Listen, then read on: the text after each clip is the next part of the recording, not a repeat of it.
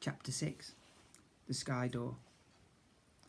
When I told Nancy to be quick, I never imagined I'd be screaming like a rabid rooster and clutching her perm as we fell head first towards reception below. There they are. Looks like he's just barely holding on, doesn't it? It's all a bit of a blur after she jumped. We plummeted like a 12-limbed comet through the centre of the spiral staircase, and that's about all I can remember. Oh, except for the loud twang-gang-gang as the strand of web finally caught and we stopped just above the floor. I opened one eye and almost burst out crying at the sight of the black and white tiles, only centimetres away from my face.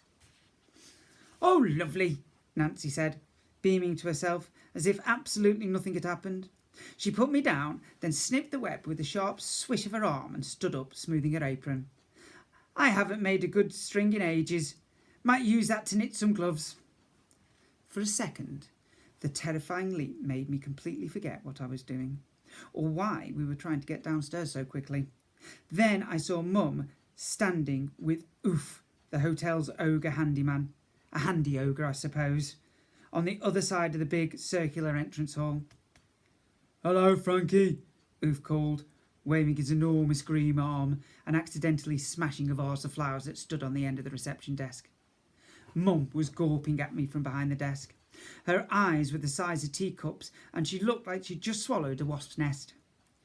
"Mum!" I scrambled to my feet and tried not to be sick or fall back down. My head felt like someone had reached inside and swiddled it up with an egg beater. "Francis, what on earth is going on?" Mum barked.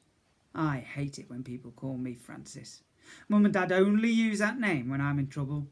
It's their secret weapon. "Well, I'm waiting."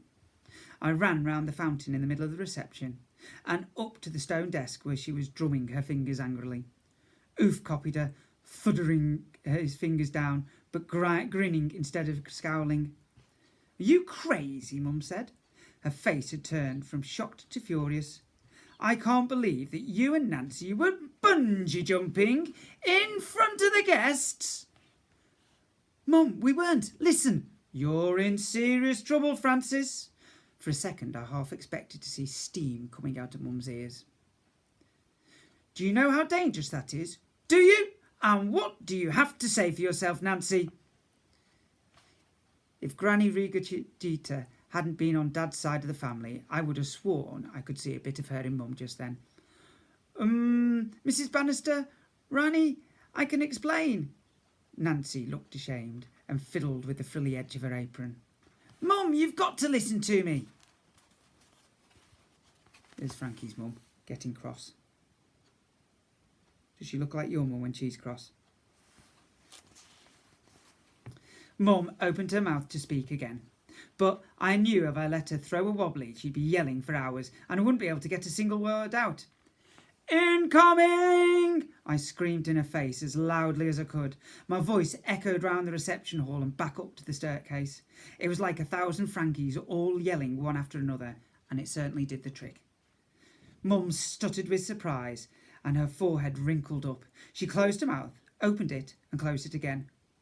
"What?" she finally said after a few seconds. "There's a messenger outside." My heart felt like it was about to play a tune on the inside of my ribcage. "A goblin messenger! Open the doors!" "A messenger?" Mum said, jolting to attention. "Why didn't you say so?" Mum was very proud of the hotel's customer service. I would never leave a magical creature outside in such terrible weather. "Oof, find Mr. Bannister," said Nancy. "He'll want to know about this." "Oof, find," said the ogre, and clamped off towards the kitchens. The reception desk was carved out of stone and had twisty trollish writing engraved around the edges. It was part of the troll magic that kept the hotel invisible, and in the centre of its flat surface were 3 large keyholes, circled by gold symbols, a fish, a snake and a bumblebee. "Sea door or sky door?" Mum said, pulling out a large brass key that she wore in a chain around her neck. There she is, with her keys. "Sky door!" I shouted. I was far too excited to speak normally. With that, Mum pushed the key into the keyhole with a bumblebee symbol and turned it with a loud clunk.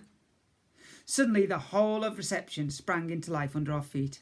The spirals of black and white floor tiles that circled outward from the fountain started to rotate in different directions, whirling like the gears of a cog.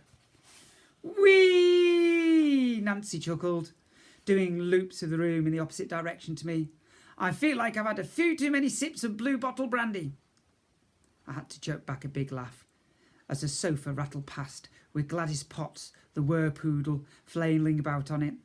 She'd been in human form, chewing an old newspaper, but now she started howling with surprise as her ears turned into curly white puffballs and a pom-pom tail burst through the back of her dress. She quickly changed into the full poodle mode and scampered out of the reception hall in the direction of the conservatory. The snake lock opens the front door, and if Mum had turned the key with the fish symbol, the fountain in the middle of the room would have slid away to reveal a deep well that leads all the way under the hotel and out to sea. That door was mostly used by mermaids and sea squelkies on their holidays.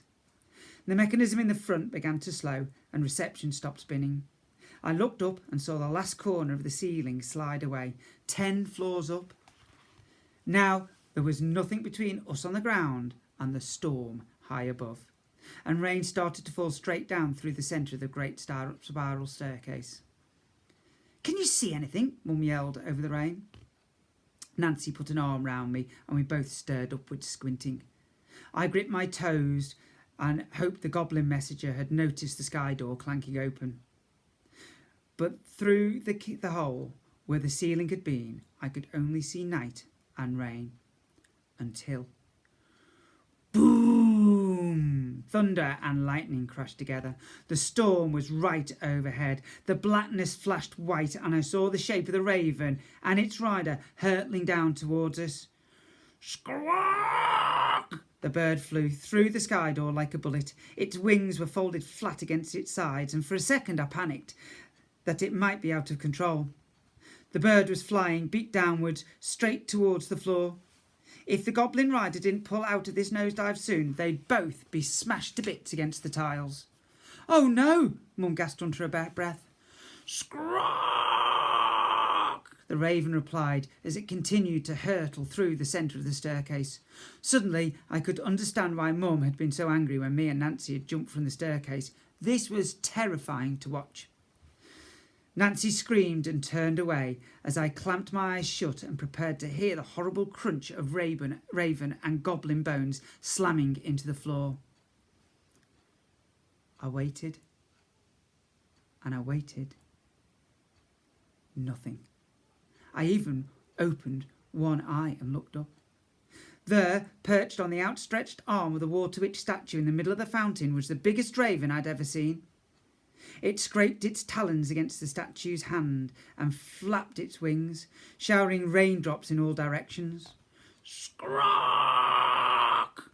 The raven was wearing a tiny pair of leather goggles and had a bridle and reins around its beak. On its back there was an ornate saddle with dozens of pouches, jars and cloth satchels attached, and in the saddle sat a bedraggled, soaking wet goblin. He pulled off his own pair of goggles and patted the raven on the head. "Another perfectious landing, if I don't say so myself," he said, in a voice that sounded like an old paper bag being torn. "Hello," I said. The goblin grinned a wonky grin at me and winked. "Hello." That's the end of chapter 6, boys and girls. I wonder what the amazing news is that the goblin is bringing. Have a little think. And I'll read another 2 chapters of this again to you later on in the week.